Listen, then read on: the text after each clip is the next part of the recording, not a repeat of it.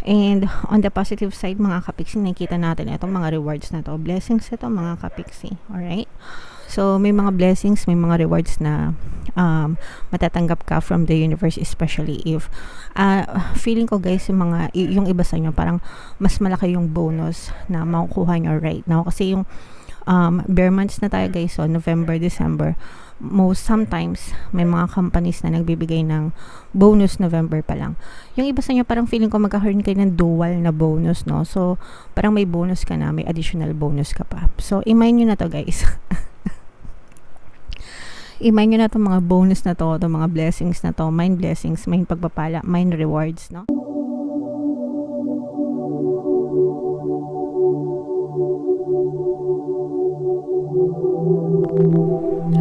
Hello guys, hello Virgo, welcome back to Pinay Pixie Tarot. Ang pamagat ng ating episode for tonight is monthly horoscope para ngayong November guys, para sa Virgo, Sun, Moon, Rising Sign, and Venus. General reading lang mga kapiksi, pwede mag-resonate, pwedeng hindi, combination ng positive and negative energy. Sa dulo ng video guys, magkakaroon tayo ng yes or no pick a card reading. Ito yung deck na gagamitin natin. Pwede kayo magtanong guys ng isang tanong answerable by yes or no. Tapos titingnan natin yung sagot ng tarot sa inyo. So, tingnan natin yung mga mensahe sa inyo ng inyong mga gabay. Ngayong November, meditation brings answers. Another one guys, reconsider. And another one para sa inyo Virgo, trust. Alright, so for some of you mga kapiksi, I'm sensing na medyo may mga bagay na gumagambala sa inyo, nagugulumihanan yan. Medyo nagugulumihanan kayo mga kapiksi, no? Pero you just have to maaring may mga maraming mga tanong na gumagambala sa inyo or hinahanapan kayo ng sagot mga kapiksi, parang bakit nangyayari sa akin to, why is this happening to me, anong pwede kong gawin, anong dapat kong gawin, yung mga ganun ba. Pakalmahin nyo lang yung inyong isipan mga kapiksi, because maaring masyado ng clouded yung thoughts nyo, ibig sabihin masyadong marami na kayong iniisip, and sometimes kapag ka ganun, hindi na tayo masyadong nakakapag-isip ng tama, hindi na tayo masyadong nakakapag-isip ng pabor sa atin. So, mag-meditate kayo mga kapiksi. Unang-una kapag nag-meditate kayo, kakalma yung inyong isipan. Nagsusubside yung momentum of thoughts, kumakalma yung inyong isip. Okay? And kapag kalmado na yung isip nyo, doon na dumadating yung mga sagot, no? Sa mga tanong na ninanais nyong malaman yung kasagutan mga kapiksi. Alright? So, pwede rin kayo magdasal mga kapiksi kung di kayo marunong mag-meditate, that's fine. Pwede kayo magdasal.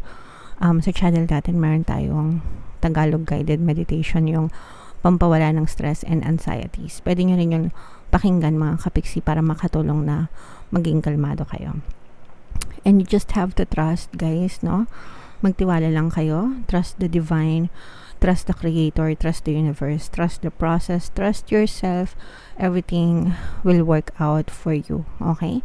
So, sabihin niyo yan, mga kapiksi, comment niyo yan sa comment section. Everything will work out for me. Everything is always working out in my favor. Okay naman, kung gusto niyo Tagalog, magiging ma-okay din ako. Magiging ma-okay din ako. Okay? Para talagang maramdaman niyo na hindi ganun kahirap ang buhay, no? And may pag-asa pa, guys. For some of you guys, you may want to reconsider yung mga choices nyo, yung mga decision nyo sa buhay. Pag-aralin yung mabuti, ganyan. Baka may mga past opportunities kayo or mga opportunities in the past kayo na napalampas nyo na maaari nyong gawin ngayon, ganyan. Kasi maaaring makatulong din yon sa mga pinagdadaanan nyo sa buhay. So, you have to reconsider, mga kapiksi. Alright? Okay. So, yan ang mensahe para sa inyo, Virgo. Comment down below, guys, if nakaresonate kayo dyan sa mga messages na yan. So, ngayon naman, tingnan natin yung mga ganap sa inyo, Virgo, ngayong November. Shuffle ko to guys, sinabing ko yung energy ng Virgo. Habang sinashuffle ko to, panoorin nyo muna tong video natin regarding sa ating paano mag-manifest ng abundance video course. Kapiksi, sawa ka na ba sa mga struggles at hirap sa buhay mo? Masipag ka ba at masikap sa buhay ngunit hindi ka pa rin umaasenso? Ilang beses ka na bang nag-attempt magnegosyo at mag-invest pero palagi ka pa rin nalulugi? Sa pagkakataon na ito ay maaaring may subconscious beliefs ka na nagiging balakid sa iyong pag-unlad at pagyaman. Introducing, paano mag-manifest ng abundance video course. Dito ay matututunan mong ma-overcome ang mga balakid mo para tuluyan ka ng umunlad, umasenso, sumagana, maging matagumpay, successful at maswerte sa iyong kabuhayan, pera, trabaho, negosyo, salapi at kaperahan ng bonggang-bongga. Dali, mag-send na ng email sa pinoypixitaro@gmail.com at simulan na ang iyong pagyaman ngayon. Alright, so gusto mo bang yumaman, kapiksi? Kung gusto mong yumaman, umunlad at umasenso ng bonggang-bongga, mag-avail ka na ng course kasi sobrang ganda talaga niyan. And good news, no? Kasi magbibigay ako ng 10% discount, guys, until October 31 sa lahat mag-avail ng course. So mag-avail na kayo mga kapiksi. Meron din tayong email coaching, manifest your desires using the law of attraction. If meron kayong mga specific na gusto nyong i-manifest, pwedeng love and relationship mga kapiksi, pwedeng money or career, pwede kayong magpabook ng email coaching session with me guys. Mag-send lang kayo ng email sa pinoypixitaro@gmail.com. So, Virgo, kayo ay represent ng Queen of Pents sa ating spread. Ito yung combination ng positive and negative, pero mas maraming positive guys, no? Meron din tayong presence ng fire signs dito. Aries, Leo, Sagittarius mga kapiksi. Unahin natin yung negative mga kapiksi. For some of you, I'm sensing na nakaranas kayo ng toxicity pagdating sa trabaho nyo. Parang yung iba sa nyo merong nagpa-power trip, no? So baka toxic yung boss nyo, baka malupit yung boss nyo, pinagmamalupitan kayo, ganyan. Or sometimes naman yung mga senior na colleagues, no? Ibig sabihin yung mga katrabaho mo na nauna sa'yo, ganyan, parang masyado silang feeling nila entitled sila. Ganun yun eh, usually yung mga nauna dun sa company, parang binubuli nila yung mga newbies pero feeling ko naman hindi ka naman newbie, pero parang mas nauna sila sa'yo, ganyan, so parang feeling nila entitled sila. Sometimes nga meron pang mga trabahador na mas bully pa kasi doon sa mga boss, diba? Pero for some of you yan, medyo nakakita tayo ng konting stress nyo sa trabaho mga kapiksi, pero and yun din yung reason, yung iba feeling ko naghahanap kayo ng malilipatan. Pwedeng nabiktima rin kayo ng mga marites sa inyong workplace, no? Kumbaga parang baka pinagchichismisan kayo or meron kasing ganun eh, parang kahit wala ka namang ginagawa, mainit yung mata nila sa inyo or dugo nila sa inyo, especially pagka feeling nila favorite ka, ganyan. Wala ka namang ginagawa kasi magaling ka, no? Pero parang ikaw palagi yung pinapabura ng boss, ganyan. So parang may mga naiinggit sa inyo. And for some of you, parang gusto nyong maghanap ng ibang malilipatan, pero parang at the same time, medyo nag-aalangan din kayo kasi yung iba sa inyo maganda yung swelduhan nyo sa trabaho, maganda yung kinikita nyo, ganyan, okay yung pasahod, yun nga lang parang toxic yung environment, kaya yung iba sa inyo nagtitiis to. So, syempre mga kapiksi, yun yung reason kung bakit lumabas itong meditation brings answers, because yung iba sa inyo nalilito kayo kung anong gagawin nyo. So just focus on yourself guys. If ever man na naka-resonate kayo dito, just focus on yourself and wag nyong pagbusan ng atensyon yung mga marites, kasi wala kayong magagawa sa kanila. You cannot control them. Hindi mo pwedeng kontrolin kung ano yung iniisip nila about you, and it doesn't matter because in your reality, it's you who is important. Ikaw yung importante, hindi sila. So don't mind them, mind yourself mga kapiksi. I-focus mo yung energy mo sa sarili mo, diba? Lalo na kung wala ka namang ginagawang masama, so diba, huwag ka magpa-apekto sa kanila, and just focus on yourself. And on the positive side mga kapiksi, nakikita natin itong mga rewards na to, blessings ito mga kapiksi. Alright, so may mga blessings, may mga rewards na matatanggap ka from the universe, especially if feeling ko guys, yung iba sa inyo parang mas malaki yung bonus na makukuha nyo right now, kasi yung bare months na tayo guys, so November, December. Sometimes may mga companies na nagbibigay ng bonus November pa lang. Yung iba sa inyo parang feeling ko magkakaroon kayo ng dual na bonus, no? So parang may bonus ka na, may additional bonus ka pa. So i-mind nyo na to guys. I-mind nyo na itong mga bonus na to, itong mga blessings na to, mind blessings, mind pagpapala, mind rewards, no? Feeling ko yung iba magbabakasyon,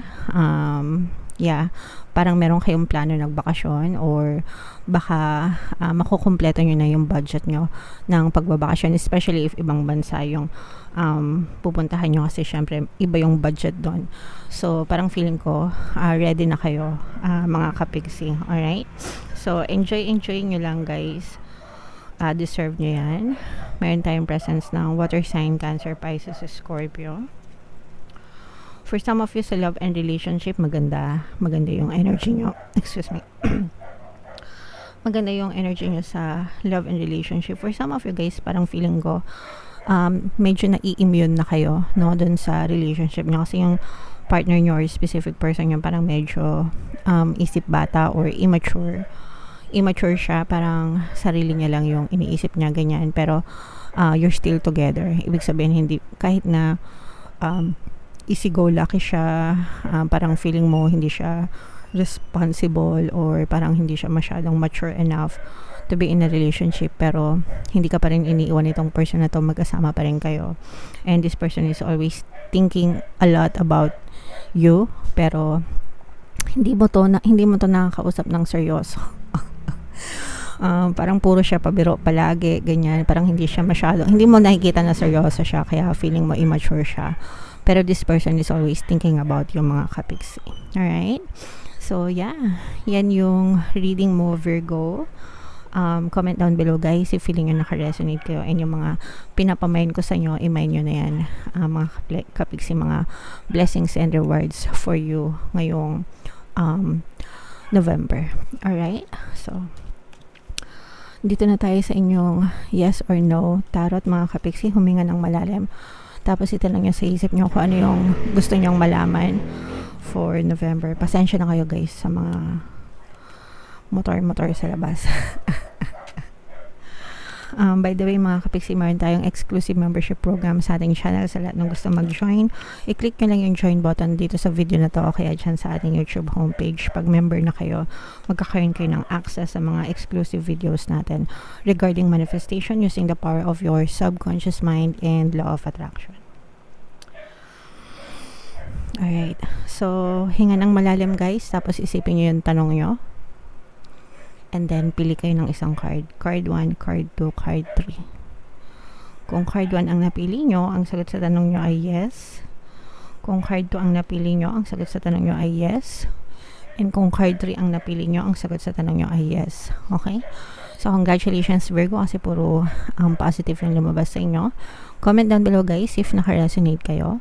Ito yung ating 2024 kapalaran, mga kapigsi. Kung hindi nyo pa napapanood, panoorin nyo na. Super nice, super ganda. And ito naman yung ating success stories ng paano mag-manifest ng abundance video course. Thank you for liking, sharing, and subscribing, mga kapigsi, and see you again next time. I love you all guys. Have a nice day. Bye-bye.